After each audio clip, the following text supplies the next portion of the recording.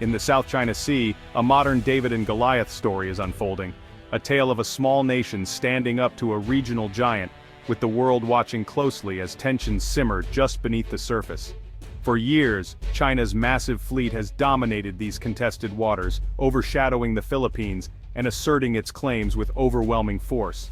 The sheer scale of China's naval presence has made it seem almost impossible for any smaller nation to push back. But now, the Philippines is quietly building a new, advanced fleet, surprising even Beijing. This transformation is happening steadily, with each new vessel representing a leap forward in capability and confidence. This isn't just about new ships, it's about a nation taking control of its destiny, refusing to be intimidated, and showing the world that it will not back down from defending its sovereignty. In Subic Bay's historic shipyards, advanced missile-capable warships are being built, signaling a major shift in strategy. These shipyards, once symbols of foreign power, are now at the heart of a national resurgence, buzzing with activity and hope. Manila is no longer content to protest, it's investing in real deterrence. The government is pouring resources into naval modernization, determined to create a credible force that can stand its ground. These new ships are more than hardware, they're symbols of national will and readiness to defend the country's future. Each commissioning ceremony is a statement. The Philippines is ready to protect its people and its waters. We traveled to the Philippines to witness this transformation firsthand, meeting the people behind the headlines and seeing the determination in their eyes. We spoke with naval commanders, shipbuilders, and analysts to understand what this modernization means, not just for the Philippines but for the entire region. Their insights reveal a nation at a crossroads, balancing hope and uncertainty. Is this escalation or survival? The answer is complex, blending diplomacy, alliances, and firepower. The Philippines is forging new partnerships, participating in joint exercises, and seeking support from allies to strengthen its position. The Philippines is playing a long game, and the first powerful pieces are now on the board. As the world watches, this David is preparing to stand tall against its Goliath, determined to shape its own future in the South China Sea. To truly understand the Philippines' recent naval buildup, you first need to grasp the deep and growing tension that simmers in these waters. The West Philippine Sea is not just a distant headline, it's a daily reality for those who live and work along its shores. Here, the presence of warships and patrol boats is a constant reminder of the region's volatility. The South China Sea, known locally as the West Philippine Sea, is a vital global crossroads, a maritime highway through which trillions of dollars in trade pass every year. It's a region rich in natural resources, from abundant fisheries that feed millions, to untapped reserves of oil and gas beneath the waves. Its strategic importance has made it a focal point of both cooperation and conflict for centuries. But today, this sea has become a flashpoint for international tension. China's sweeping 9-line claim covers nearly the entire area, overlapping with the exclusive economic zones of several Southeast Asian nations.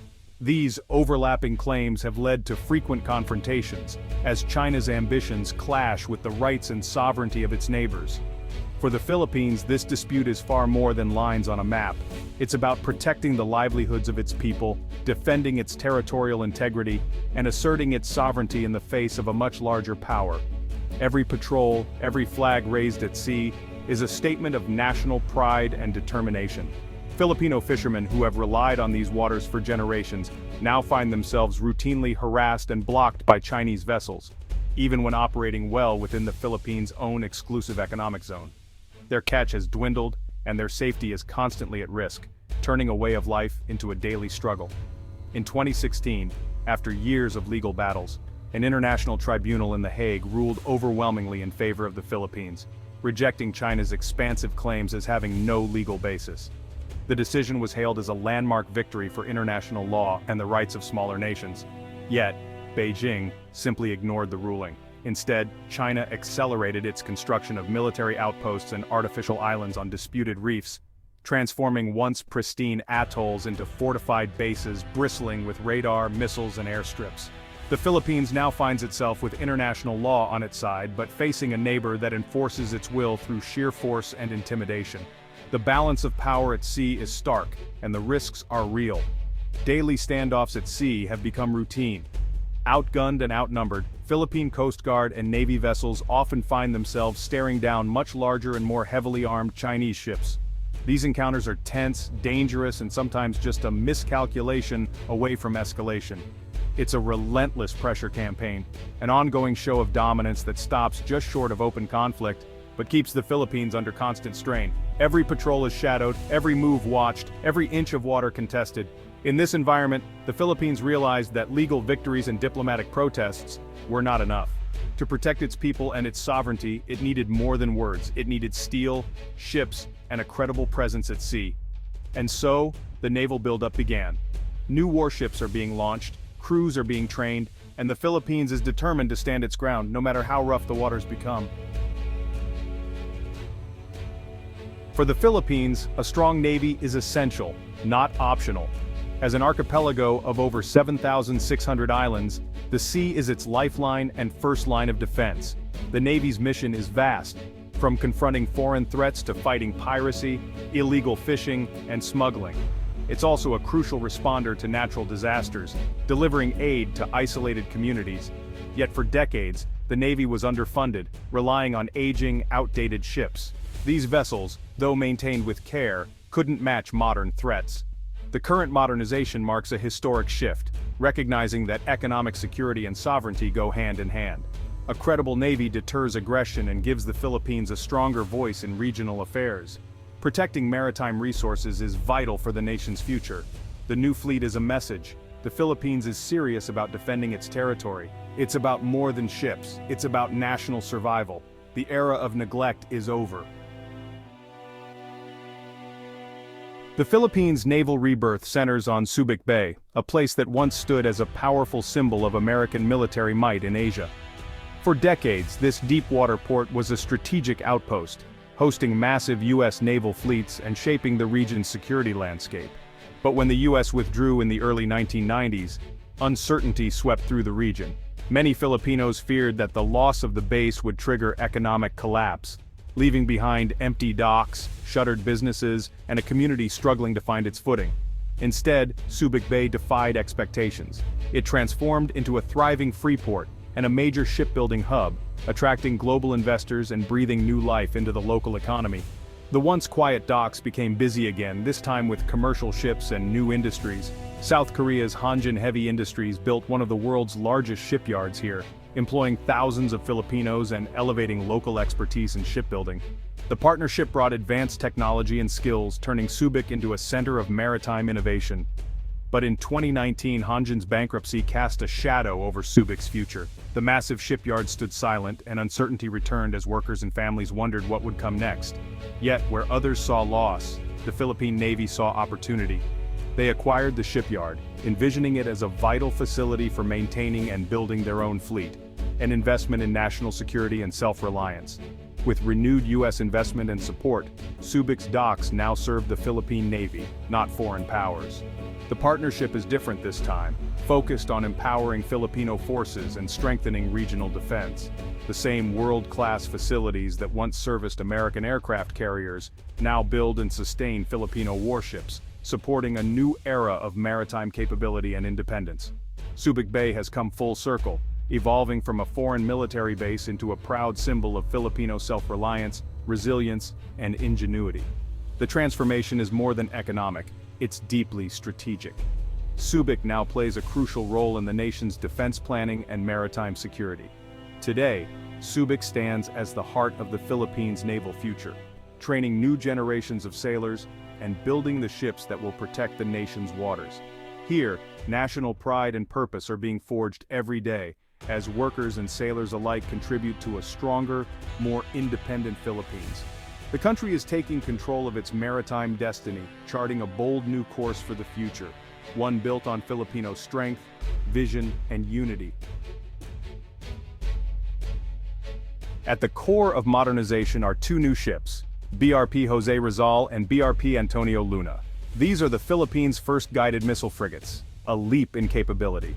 Built by Hyundai Heavy Industries, they're equipped for surface, air, and undersea combat. Advanced sensors, missiles, and anti-submarine systems give them a protective edge. Their modern combat management system allows crews to track and respond to threats in real time. For the first time, the Navy can operate far from shore, patrolling the full economic zone. Their presence alone deters aggression. These ships mark the dawn of a new era for the Philippine Navy. They're more than vessels, they're a statement of intent. The Philippines' new warships are the product of a deepening partnership with South Korea. Beyond buying ships, this relationship includes training, technology transfer, and shared security interests. Hyundai's proven designs gave the Philippines reliable, advanced warships without the risks of untested platforms. Filipino crews trained in South Korea, mastering the ship's complex systems. South Korean involvement in Subic's revival hints at long-term collaboration in shipbuilding and maintenance. For the Philippines, Korean hardware offers high-tech capability at a reasonable cost. Both nations are U.S. allies, committed to a rules-based order. This partnership is shaping the Philippines' defense future. Modernization didn't stop with frigates. The next step was corvettes. The Philippines acquired the BRP Conrado Yap, a Pohang-class corvette from South Korea, boosting anti-submarine capability. This success led to contracts for 2 new, even more advanced corvettes from Hyundai. These ships will feature powerful sonar and modern torpedoes, enhancing layered defense. By mixing new builds with well-maintained second-hand ships, the Navy expands quickly and affordably. More hulls mean more presence, protecting fishermen, patrolling territory, and deterring threats. The blend of new and legacy Korean ships is creating a balanced, capable fleet. The Philippines is now better equipped for the challenges of its vast archipelago. The arrival of these warships is shifting Southeast Asia's strategic balance. China's naval dominance has long left its neighbors with few options. The Philippines' new fleet doesn't match China's size, but it changes the calculus. Missile-armed ships force potential aggressors to think twice, raising the cost of coercion. This is deterrence in action, not about being stronger, but strong enough to matter. Other regional powers are watching and modernizing, inspired by the Philippines' example. A web of partnerships is emerging, building collective security. The Philippines now has a stronger hand in diplomacy and defense. It's a clear signal. The era of passive bystanders is ending.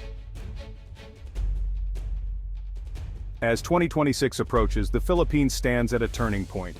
Its new warships symbolize a nation determined to defend its interests and chart its own course. This isn't about provoking conflict, it's about securing a future free from intimidation. The challenge from China remains, but the Philippines is no longer defenseless. Continued investment, strong alliances, and a rules-based order are now priorities. Maritime security is essential for economic prosperity and national well-being. Every peso spent on the Navy is an investment in the country's future. The story of these ships is one of hope and resilience.